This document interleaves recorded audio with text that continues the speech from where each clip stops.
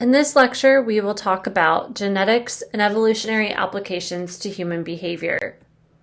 If you remember from chapter 1, one of the issues with Darwin's theory was this notion of blending inheritance, which basically he thought offspring were simply the average of each parent's traits.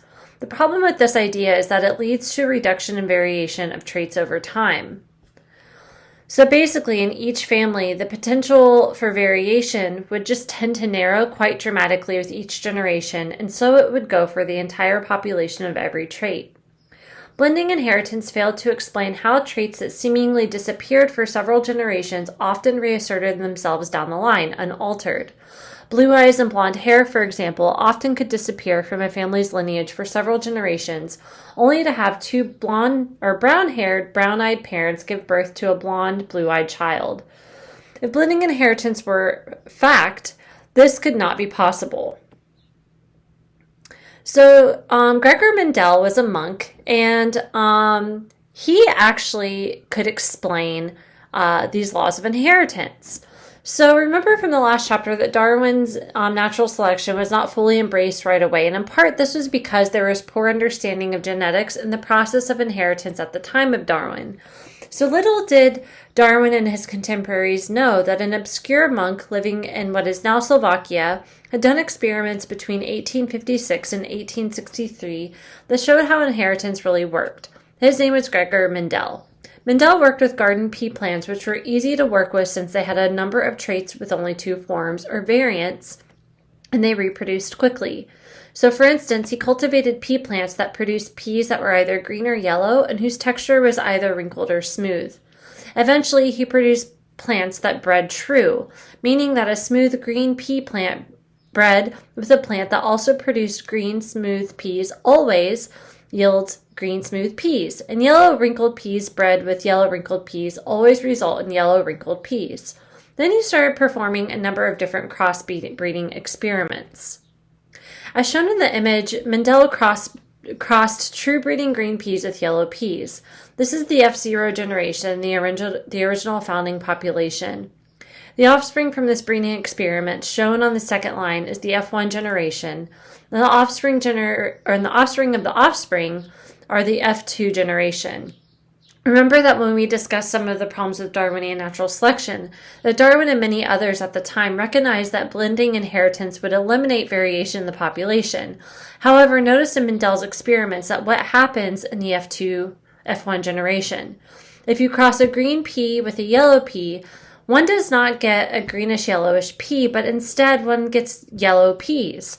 If you cross those again, and one gets 3 yellow peas for every plant that produces green peas.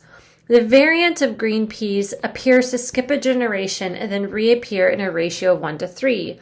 This is not what one would expect if traits are blended. So 2 principles of inheritance emerge from Mendel's study. First, characteristics of an organism are determined by 2 particles, one from the mother and one from the father. These particles were later called genes. Second, each of these particles is equally likely to be transmitted from the gametes, which are eggs or sperm. This is known as independent assortment.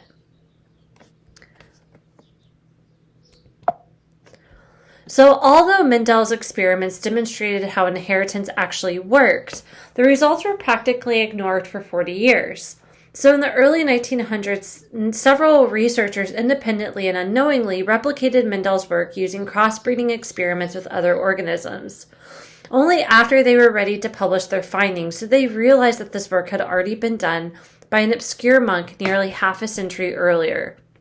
Nonetheless, an important aspect of science is that results can be replicated, and Mendel's had been. Importantly, by the time Mendel's work was replicated, scientists had discovered chromosomes. Chromosomes are small structures in every living cell that line up, replicate, and divide when a cell divides. These structures, chromosomes, were a key part of understanding how the particles that Mendel described physically got from one generation to the next.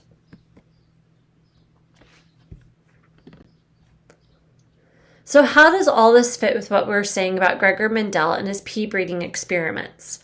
In the early 1900s, researchers performed many experiments that demonstrated that the particles that helped determine characteristics of an organism were transmitted from generation to generation on chromosomes.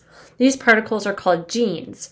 Each cell, being diploid, carries a chromosome from the maternal lineage and one from the paternal lineage.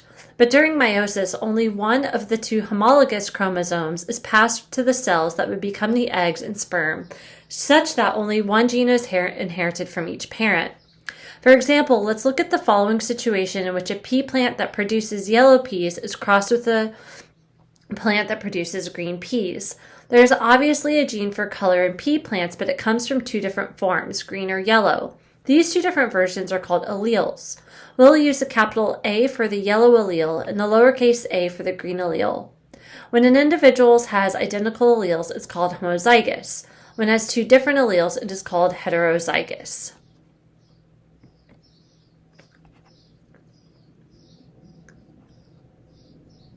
So, the observable characteristics of an organism, like green or yellow pea color, is called the phenotype, whereas the underlying genetic makeup is called the genotype. These don't always match up though. What Mendel discovered was that some alleles are dominant over other alleles.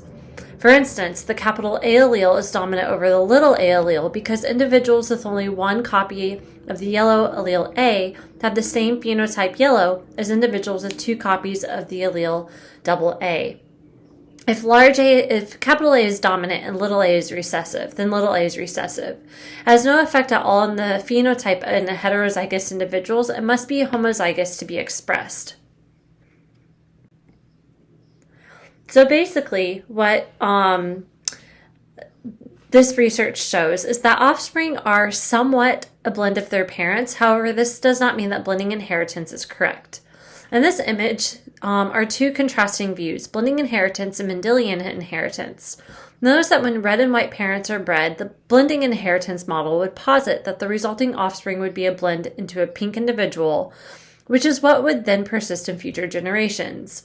In other words, variation, the raw material necessary for natural selection to operate, would be eliminated.